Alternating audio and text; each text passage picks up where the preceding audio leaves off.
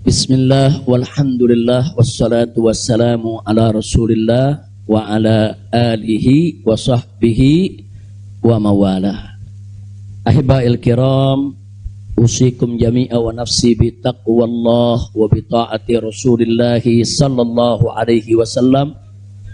Fa nas'alallah subhanahu wa ta'ala an yahdiyana ila siratihil mustaqim wa yaj'alana minal muttaqin wa yudkhilana jannatahu jannatan na'im, amin ya rabbal alamin.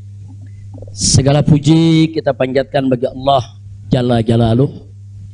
Saya bersyukur sekali kepada Allah, sangat berbahagia pada hari ini akhirnya saya sekeluarga bisa kembali pulang ke rumah. Alhamdulillahirabbil alamin. Dan saya juga mengucapkan terima kasih secara khusus kepada pengurus Dewan Pimpinan Luar Negeri Front Pembela Islam Saudi Arabia. Beberapa pengurusnya ikut dengan saya pada hari ini. Mereka ikut mengawal dari Mekah, Jeddah sampai ke tempat ini. Di antara yang ikut ada Ustadz Abdul Hakim selaku sekretaris dari FPI Saudi.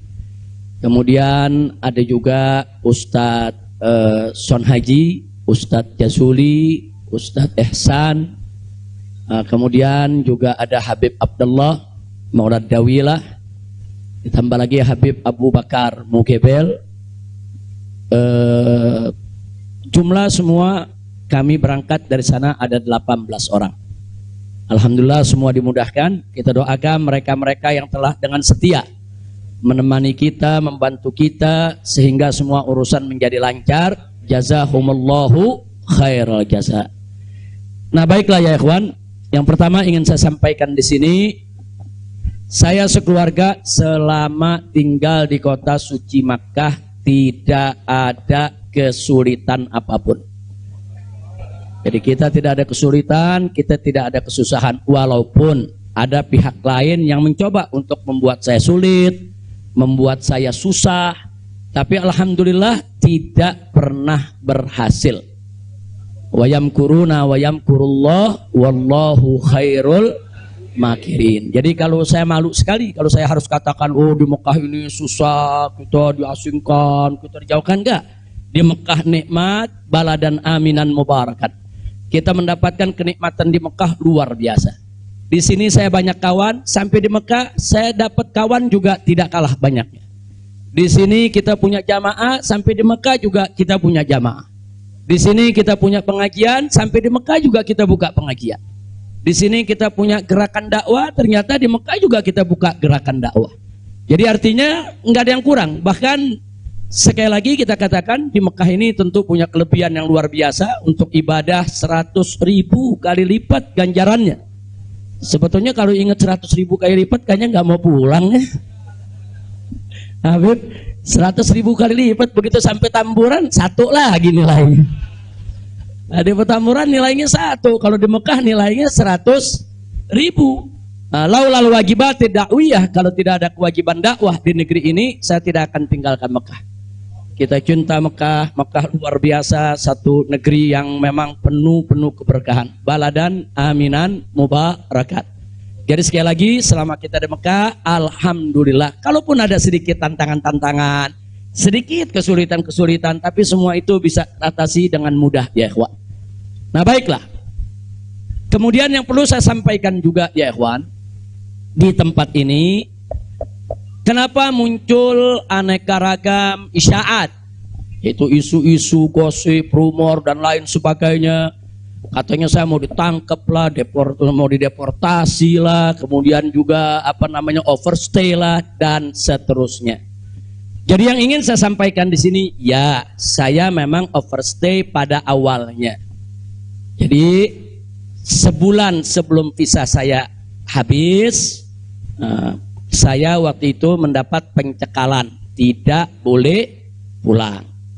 Nah, tapi pencekalan tersebut bukan karena melanggar aturan, bukan karena melanggar ketentuan keimigrasian, bukan.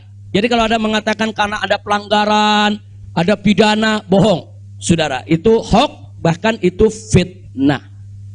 Jadi saya dicekal li asbabin amniyah. Itu ditulis dalam surat cekalnya. Li asbabin amniyah, karena alasan keamanan.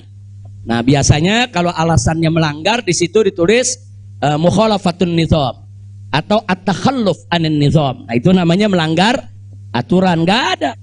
Di dokumen saya tidak ada kalimat at-takhalluf anin nizam atau mukhalafatun qanun. Enggak ada. Yang ada adalah li asbabin amniyah, untuk alasan keamanan.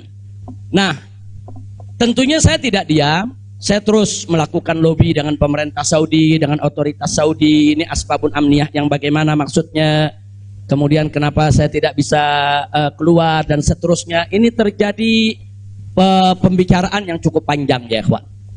Tapi memang mereka sendiri mengaku. Jadi saya ini di sana diperiksa oleh Badan Intelijen Saudi, saya diperiksa oleh Dewan Keamanan Saudi, saudara. Nah, belakangan, saudara, kenapa saya diperiksa? Mereka mendapatkan laporan sampah dari negeri ini ya. Jadi mereka bilang ini zubalah. Nahnu nahsul alal maklumat kadzibah. Kita mendapat informasi yang bohong.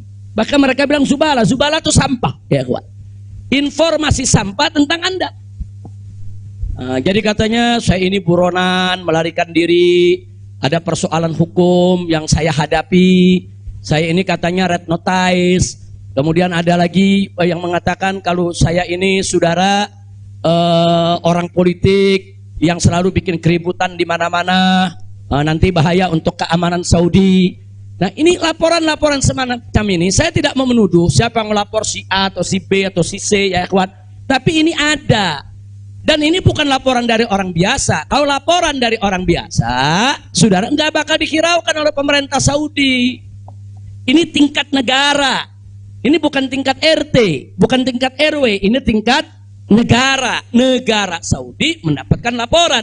Berarti yang memberikan laporan ini, saudara, ini tingkat tinggi juga.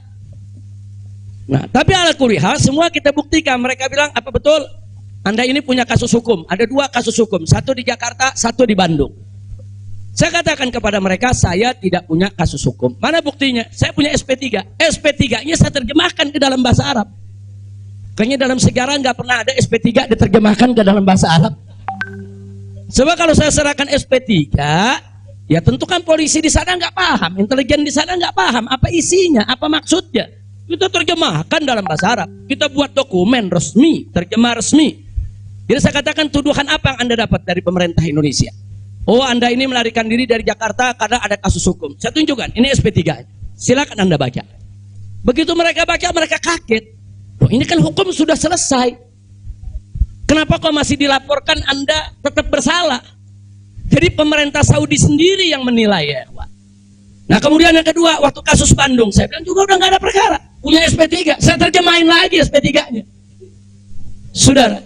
Nah, terakhir mereka bilang, katanya Anda ini dikejar-kejar badan intelijen dari negara Anda. Saya bilang enggak, saya nggak punya persoalan dengan badan intelijen. Oh, tapi ini ada laporannya.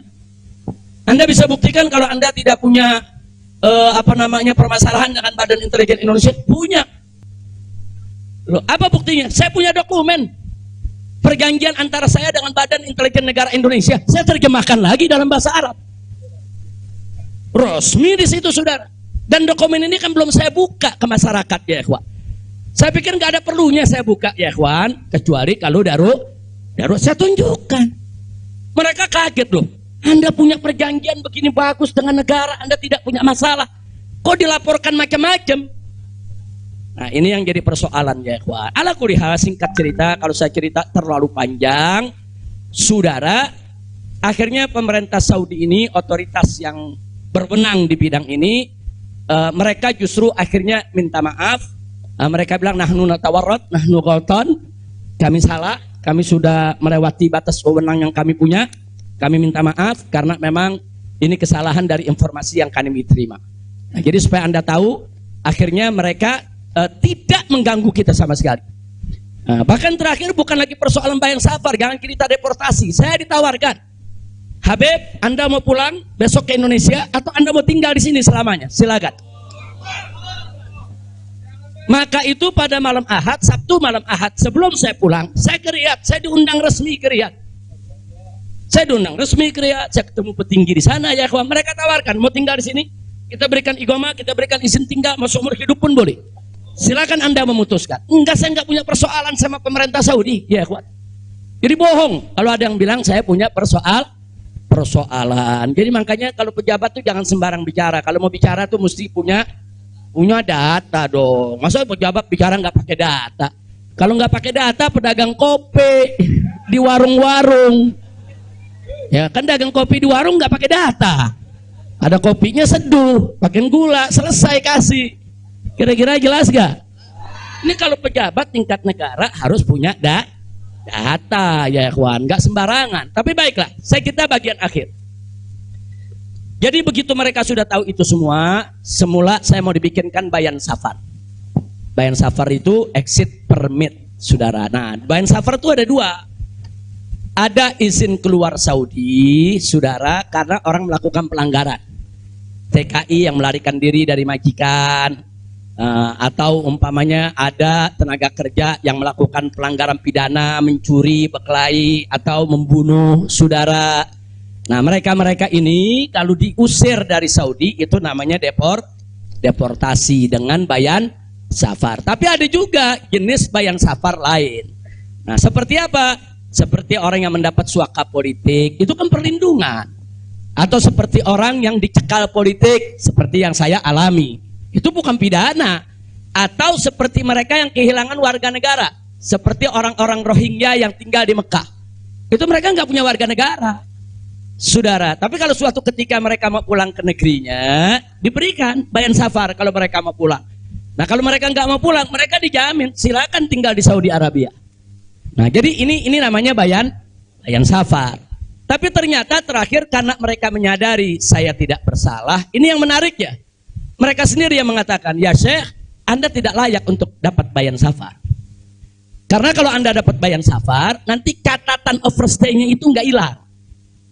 Nah, jadi dalam dokumen keimigrasian kan ada overstay, itu nggak hilang. Nah, walaupun Anda tidak dicegah, tapi catatan itu kan jadi buruk. Anda nggak pantas untuk mendapat catatan buruk karena Anda tidak bersalah. Jadi saya tanya, lalu apa mau diberikan? Jadi dibatalkan itu bayan safar. Lalu apa mau diberikan? Kami perpanjang visa Anda. Jadi selama 2 tahun lebih, 3 tahun setengah itu ya kawan, seolah-olah saya punya visa umurnya 3 tahun setengah. Tidak ada overstay ya kawan. Nah, cuman pada saat mereka tanya, mau diperpanjangnya sampai kapan ya Syekh? Dia tanya, saya mau sebulan, mau 2 bulan lagi. Saya katakan enggak, saya mau pulang tanggal 9 insya Allah. Jadi cukup bayan safar, bukan bayan safar, tamditnya cukup sampai tanggal 11 ya kawan. Nah, cukup tanggal 11, tanggal 9 insya Allah saya pulang. Nah, jadi ini yang perlu saya sampaikan sekaligus klarifikasi, bohong.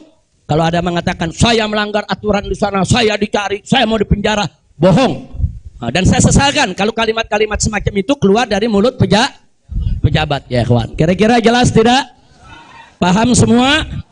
Baik. Nah, ternyata upaya mereka menggagalkan saya pulang, saudara, nggak berhenti sampai di situ. Nah, ada yang menarik, saudara. Saya sudah beli tiket, sudah pesan penerbangan tanggal 9. Tiba-tiba dari Indonesia ini ada yang membuat email atas nama saya. Namanya Habib Muhammad Rizik Syihab. Saudara, pakai foto saya. Email ini dikirim ke travel tempat saya memesan tiket. Nah, apa isi pesannya? Bahwa kami tidak jadi berangkat. Mohon dibatalkan, kami punya jadwal. Jadi ada upaya begitu. Ini bukan. Jadi ada yang bilang, ini kan cuma pura-pura jadi korban. Ini pura-pura playing victim. Enggak, memang benar mau dibatalkan ya, kawan. Tapi ala kulihat travelnya telepon langsung ke kita. Apa betul Anda ingin membatalkan? Kita bilang enggak. Ini ada email dari nama Anda. Saya katakan itu email palsu. Nah, ala kulihal tidak dibatalkan. Tapi nggak puas sampai di situ, ya kawan. Malam Ahad kemarin, malam Ahad yang lalu, pada saat saya ke Riyadh, ada gerakan lagi. Mereka membuat email atas nama travel. Travel tempat saya beli tiket. Nah, travel ini kan ngambil tiketnya ke bagian marketing Saudi ya, Pak. Ternyata kursi Saudi itu sudah diborong oleh marketing di Turki, di Istanbul. Jadi dibuatlah email atas nama travel, dikirim ke Istanbul. Minta supaya jadwal saya, istri dan 2 putri saya dibatalkan. Dan dibatalkan. Nah, jadi malam-malam Ahad itu sudah batal. Saya punya jadwal ya, Pak. Tapi saya katakan kepada teman-teman pengurus FPI di Mekah, jangan diumumkan. Diam, kalau diumumkan ini nanti, kalau ini diumumkan ya ikhwan, padahal kita kan masih punya peluang untuk melawan itu. Kita masih punya peluang untuk memperbaharui. Kita masih punya peluang untuk beli tiket lain. Maka itu kita diam, tidak kita umumkan. Kalau yang pertama kita umumkan. Pembatalan yang pertama itu kita umumkan. Yang kedua tidak kita umumkan. Nah, tujuan saya kedua untuk tidak diumumkan apa? Supaya musuh-musuh, penjahat-penjahat, bajingan-bajingan yang membuat itu sudah merasa menang ya ikhwan. Dia kan merasa menang, ketawa-ketawa. Udah batal lo. Besok kalau lo ke airport, begitu masuk ke counter, nama sudah tidak ada. Biarin aja dia senang ya ikhwan. Nggak apa-apa, biar dia senang. Jadi sengaja kita biarkan. Nah, kemudian kita hubungi travel yang ada, kita minta untuk ganti kode booking. Nah, ada tambahan biaya, kita tambah biayanya. Tetap kita minta tanggal itu untuk kita dapat kursi. Dan kita dapat. Kita diam ya ikhwan. Kita nggak umumkan kalau kita punya tiket baru. Nah, ini kita tidak umumkan. Lancar semua. Tapi ternyata jebol juga informasi ke mereka kalau saya punya tiket baru ya ikhwan. Lalu apa yang terjadi? Pesawat berangkat jam 7. Dari jam 11 siang saya sudah kirim orang untuk check-in. Jam 2 kita sudah full semua, kita sudah dapat check-in. Barang sudah masuk. Tiba-tiba jam 4 sore di airport dapat panggilan, saya punya putri yang satu tiketnya batal. Ini permainan gila-gilaan ini ya, Pak. Nah, kita tanya, kita konfirmasi ini bagaimana bisa batal ini? Ya alasannya katanya ada ATM palsu lah, ada orang mengaku bahwa ATM-nya dipakai lah, duitnya dicuri lah, dan lain sebagainya. Tapi tujuan dia, kalau saya punya putri itu batal, saya nggak bisa berangkat. Kenapa? Karena saya kafilnya. Nah, peraturan di Saudi nggak boleh kafil keluar. Saya ini kafilnya kalau anaknya tidak keluar. Kalau anak istri keluar, saya tidak keluar masih boleh. Tapi kalau saya keluar, sementara anak istri tidak keluar, nggak boleh. Itu peraturan di Saudi. Jadi sekarang dia batalkan satu supaya saya nggak ikut berangkat ya, kawan. Nah, jadi ini terjadi. Nah, jam 4 sore itu kita berkutat. Tapi alhamdulillah, saudara, otoritas Saudi bantu kita. Mereka juga terkaget-kaget. Oh, ini ada apa ini? Kok pembatalan bisa begini? Mereka nggak pernah alami ini semua ya, kawan. Nah, akhirnya jam 5 sore semua bisa teratasi. Jam 6 sore kita sudah masuk ke ruang tunggu dan jam 7 kita sudah bisa berangkat. Alhamdulillah. Nah, di sini yang saya ingin sampaikan ya, kawan. Kalau Allah sudah menentukan kita pulang, mau kekuatan apapun yang mencoba untuk menghalangi tidak akan pernah mampu untuk melawan kehendak Allah. Alhamdulillah. Dan Nabi sudah mengingatkan kita, saudara. Sudah mengingatkan kita dari jauh-jauh hari, hatta manusia dan jin ini bersatu untuk memberikan manfaat kepada engkau, tidak akan pernah bisa kecuali manfaat yang sudah ditetapkan oleh Allah. Begitu juga saudara, manusia dan jin rame-rame bersatu untuk mencelakakanmu.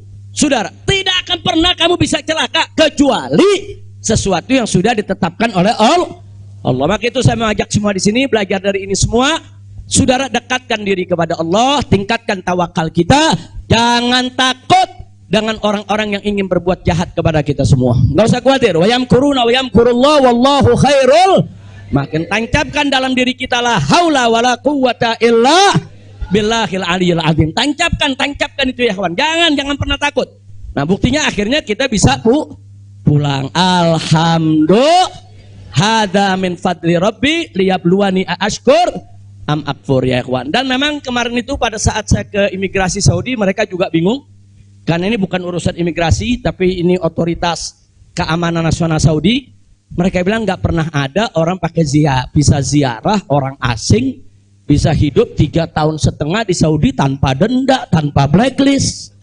Nah, ini semua karunia dari Allah. Jadi tidak benar kalau kita di sana kesulitan, kesusahan, enggak. Kita di sana senang, kita di sana bahagia, bahkan sedih sekali kita tinggalkan Mekah kalau tidak ada kewajiban dakwah di sini. Sekali lagi saya katakan, saya tidak ingin meninggalkan Mekah.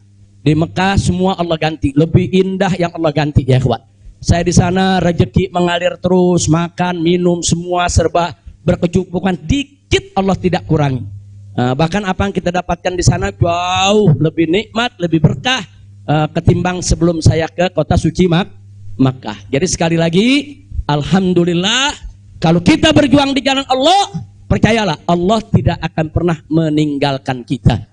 Enggak, Allah enggak bakal tinggalin kita ya kawan. Dimanapun kita berada, Allah enggak bakal tinggalkan kita. Kalau kita berjuang untuk Allah, intan surullah yang surkum. Jika kamu ya ayyuhalladzina amanu, hai orang-orang yang beriman, intan surullah, jika kamu memenangkan Allah, membela Allah, berjuang untuk Allah, yang surkum, niscaya pasti Allah akan memenangkan kamu sekalian. Jadi jangan takut. Allah dengan caranya Allah punya kemauan ya kawan. Allah akan selamatkan kita, Allah akan lindungi kita, Allah akan beri keberkahan kepada kita. Dan selama di Mekah, alhamdulillah, saya juga sudah menyelesaikan yaitu disertasi doktor saya sebanyak 1000 halaman ya kawan, dalam bahasa Arab. Alhamdulillah semua berkah. Dan saya punya putri juga yang tinggal di Mekah, akhirnya punya kesempatan menghafal Al-Quran. Akhirnya mereka sudah lebih dari 10 juz hafal Al-Quran. Ini semua yang di sini kita nggak dapat, di Mekah kita dapat. Alhamdulillah, setiap tahun kita bisa melaksanakan ibadah haji, setiap minggu kita bisa melaksanakan ibadah umroh, kita bisa iktikaf di masjid bebas. Saya bisa ke Madinah, ke Jeddah, ke Taif, ziarah kemana-mana tempat, tidak pernah dilarang oleh otoritas Saudi. Jadi sekali lagi saya tandaskan, kalau ada mengatakan di sana saya nih kriminal, melanggar hukum, berurusan dengan hukum Saudi, bohong. Nah begitu, sekali lagi lewat forum ini saya ingin sampaikan terima kasih kepada pemerintah Saudi. Saya sampaikan terima kasih kepada pemerintah Saudi dan apresiasi yang tinggi, di mana selama keberadaan saya 3,5 tahun di sana, mereka telah memperlakukan saya secara baik, kemudian mereka telah memberikan segala kemudahan. Jazahumullahu khairal jaza. Ya kita yang baik kita apresiasi, yang tidak baik kita kritisi. Nah, jadi kalau ada mengatakan Habib kok terima kasihnya sama pemerintah Saudi aja, pemerintah Indonesia bagaimana? Ya baik dulu dong. Kalau baik nanti kita terima kasih. Kira-kira betul gak? Betul gak? Kalau pemerintah baik wajib gak terima kasih? Wajib, kita apresiasi. Kok Habib belum terima kasih? Ya belum baik. Tunggu baik dulu. Kalau baik kita terima kasih. Kayak kemarin Pak Mahfud mengumumkan yang mau jemput silakan. Nah baik gak tuh? Kita terima kasih. Terima kasih Pak Mahfud. Umat akhirnya diizinkan untuk menjemput. Alhamdulillah. Tapi pada saat Pak Mahfud bilang Habib Rizik ini deportasi kriminal, itu baik apa enggak? Enggak, terima kasih. Jadi kita objektif aja. Yang baik kita terima kasih, yang enggak baik kita luruskan. Insya Allah. Nah ini yang saya mau sampaikan semua. Jadi tenang-tenang saja, biarkan nanti beri kesempatan saya supaya istirahat dulu. Ya ikhwan, insya Allah nanti kita dakwah lagi, kita keliling lagi, bikin pengajian lagi. Mudah-mudahan Allah Subhanahu wa taala memudahkan segala urusan kita. Jadi di sini saya mau tandaskan sebelum saya akhiri, sekali lagi kita yang ada di sini, habaib ulama, sekali lagi kita bukan musuh pemerintah. Kita bukan musuh negara. Kita bukan musuh tentara. Kita bukan musuh polisi, kita musuh kezaliman, kita musuh kecurangan, kita musuh kemunafikan, kita musuh segala kejahatan. Betul? Betul? Nggak ada kompromi saudara. Melawan kezaliman, kemunafikan, kejahatan, tidak ada kompromi. Kalau ada mengatakan Habib Rizik, bisakah ke depan ini kita melakukan rekonsiliasi? Saya katakan sekali lagi, rekonsiliasi hanya bisa berdiri atas dasar niat dan tekad yang baik ya kawan. Tapi kalau rekonsiliasi berdiri atas dasar kecurangan, kezaliman, kejahatan, saudara, tidak mungkin. Tidak ada rekonsiliasi saudara. Tidak ada rekonsiliasi saudara kalau kezaliman dibiarkan. Kira-kira jelas tidak? Takbir. Nah, jadi selama pemerintah baik, kita akan apresiasi, kita akan terima kasih. Tapi kalau mereka membuat aturan-aturan yang merugikan rakyat, yang merusak agama, saudara, yang menghancurkan akhlak, wajib untuk kita lawan. Tidak boleh kita diam, ya ikhwan. Takbir, takbir. Siap revolusi akhlak? Shallu ala nabi. Itu yang saya mau sampaikan. Jadi sekali lagi, jadi jangan nanti dipelintir-pelintir. Kita ini musuh negara lah, musuh pemerintah lah, musuh menteri. Enggak ada. Loh, kita enggak bersaing untuk nyari jabatan kok, ya ikhwan. Enggak, kita enggak nyari jabatan. Kita bukan orang partai, kita bukan pejabat, kita bukan anggota DPR. Enggak, kita hanya menginginkan negara ini baik. Nah, ayo kita hijrah minad dzulumati ilan nur. Kita hijrah minal maksiyah ilat ta'ah. Kita hijrah minal khabith ila thayyib. Kita hijrah dong minas sayyiat ilal hasanat. Kita hijrah, ya ikhwan.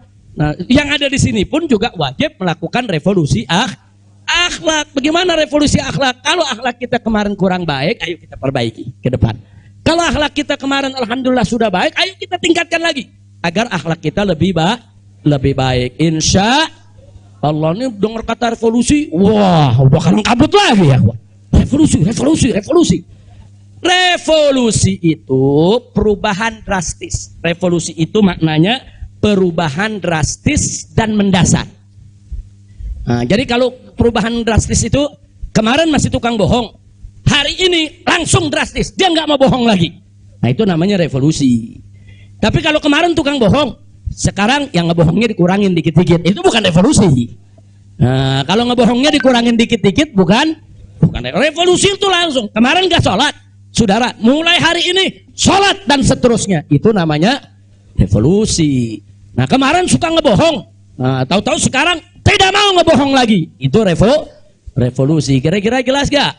Jadi revolusi itu perubahan drastis dan mendasar. Jadi jangan pikir revolusi itu pakai senjata, bunuh-bunuhan, potong-potongan. Siapa yang bilang begitu, ya ikhwan? Nah, lalu kenapa dipilih kata revolusi akhlak? Kenapa bukan revolusi moral, revolusi budi pekerti, revolusi mental? Saudara, karena kata akhlak itulah yang dipakai oleh Nabi kita Muhammad Sallallahu Alaihi Wasallam. Nggak ada kata yang lebih baik kita pilih kecuali kata yang digunakan oleh Nabi Muhammad Sallallahu Alaihi Wasallam. Kalau kita mau tahu siapa itu bapak revolusi akhlak di dunia, ya Nabi kita. Nabi kita itu pejuang revolusi akhlak. Nabi kita itu pahlawan revolusi akhlak. Bohong. Hari ini langsung drastis, dia nggak mau bohong lagi. Nah, itu namanya revolusi. Tapi kalau kemarin tukang bohong, sekarang yang ngebohongnya dikurangin dikit-dikit, itu bukan revolusi. Nah, kalau ngebohongnya dikurangin dikit-dikit bukan revolusi. Itu langsung. Kemarin nggak sholat, saudara, mulai hari ini sholat dan seterusnya, itu namanya revolusi.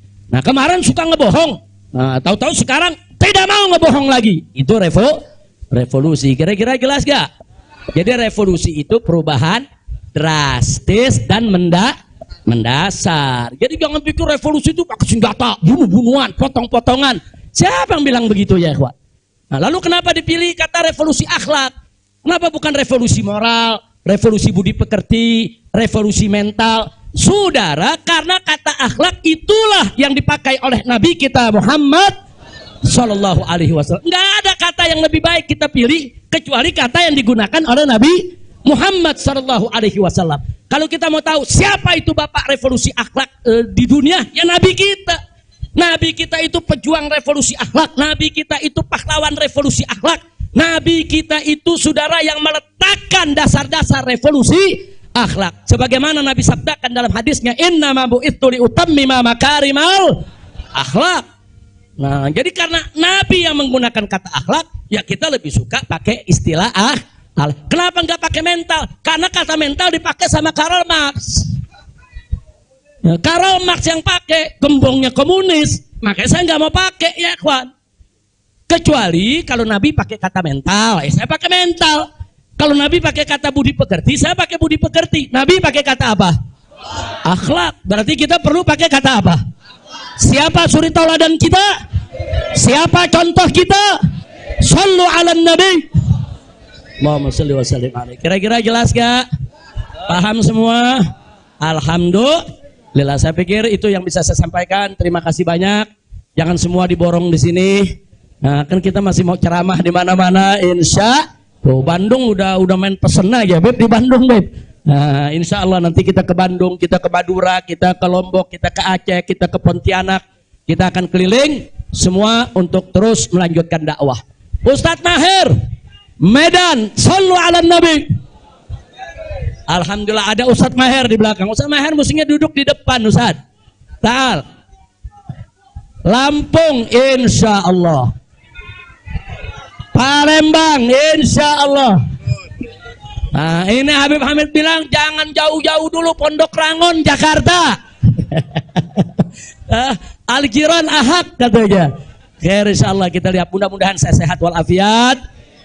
Dan tadi saya minta maaf, ada sempat kecapean kita. Akhirnya saya turun, saya nggak bisa lagi berdiri. Sempat tidur 10 menit itu di bawah, nggak kuat karena dehidrasi. Itu terlalu haus, terlalu capek ya kawan. Tapi alhamdulillah setelah 10-15 menit kita bisa berdiri lagi. Alhamdulillah. Nah itu saja yang bisa saya sampaikan. Jazakumullah khairal jaza. Hanif bawain ke sini. Ke Mekah umrah, kemudian ziarah lagi ke Madinah insya Allah. Nah mudah-mudahan saya akan tetap berada di sini bersama Anda semua. Dan kita nggak usah khawatir dengan banyak isyaat begini, isyaat begitu. Kita tidak akan mudah menyerah. Selama kita di jalan yang benar, jangan pernah takut menghadapi tantangan apapun ya ikhwan. Insya Allah. Jadi sekali lagi kepada pengurus Dewan Pimpinan Pusat Front Pembela Islam semuanya, yang saya tahu sebagian mungkin udah tidur, lagi capek, lelah, luar biasa. Ustadz Awid aja anda lihat udah 15 tahun lebih tua sekarang. Gara-gara udah capek betul Ustadz ya. Tapi alhamdulillah tadi luar biasa, umat di bandara, di jalan sampai di sini luar biasa. Jutaan umat turun, itu menunjukkan mahabbah mereka, kemuakan mereka terhadap kemunafikan, kemuakan mereka terhadap kezaliman, kemudian harapan mereka untuk umat Islam ini bisa bangkit. Mereka punya harapan supaya umat Islam ini bisa bersatu lagi. Mudah-mudahan harapan itu akan dipenuhi oleh Allah Subhanahu wa taala. Nah itu saja, ya Rabbana tarafna wa annana